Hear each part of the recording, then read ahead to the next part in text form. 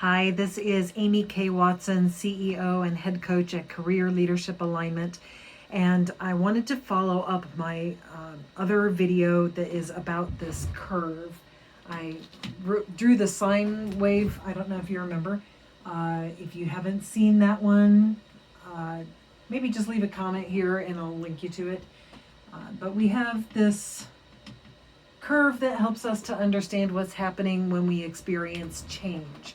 And very briefly, when we experience a change at the beginning, there's this emotional downslope that we experience that's characterized by perhaps fear, perhaps anger, perhaps despair. And then there's a sense of it kind of bottoming out or even leveling off. And then we have the upslope, which is more characterized by rational thought and a lot of hard work.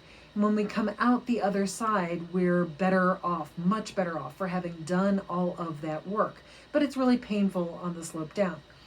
So the additional piece that I wanted to share with you is that by nature of the fact that leaders seek out information, are always thinking about what's coming, trying to figure out how do we prepare for the future, frequently leaders experience this downslope before anybody else does. And then after they go through their own midnight of the soul, then they start working on the rational thought and hard work piece. And, well, they're leaders, so there are people following, right?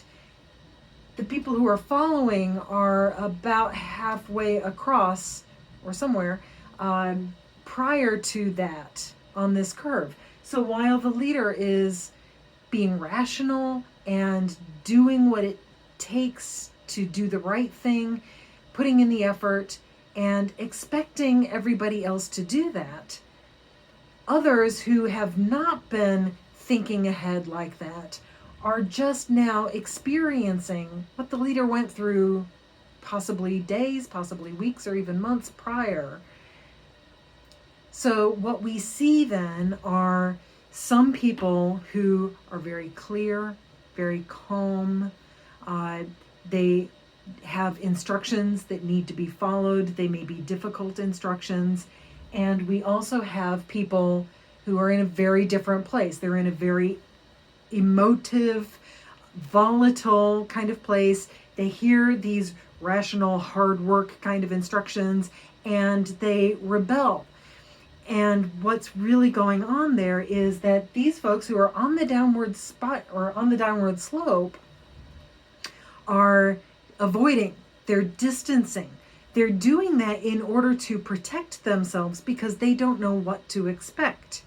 And they're not ready to think rationally. They're not ready to put in that hard work, even though there are leaders who know, we need you to do the hard work. Actually now, not when you're ready to do it. So it's very, very difficult for the folks who are on this downward slope finally, who have not been capable of thinking that far ahead, and they're just now experiencing this. So maybe they're acting like, you know what, I'm just not even going to pay attention to this. What they're doing, I mentioned last time or in the other video, that there are these off-ramps that we might decide that we have to just walk away. We might decide that we have to quit or opt out. With some of the changes that we experience, that's easier to do than others. But when you see people refusing to follow instructions, refusing to follow the guidelines or to think rationally, that is exactly what's happening there. They are exhausted. They are freaked out. They don't know what to expect, and they are afraid that this downward slope is going to last forever. So the best way they can think of to not be on that downward slope forever is to just quit, to say, I'm just not going to do that. I'm not going to even play this game. I'm not going to be part of that world. One of the best things that we can do to help people who might be experiencing that, who might be opting out, is not to tell them that they're wrong or that they're stupid or anything like that, but rather to affirm their innocence, affirm their desire to take care of themselves, and reassure them that that downward slope is not going to last forever.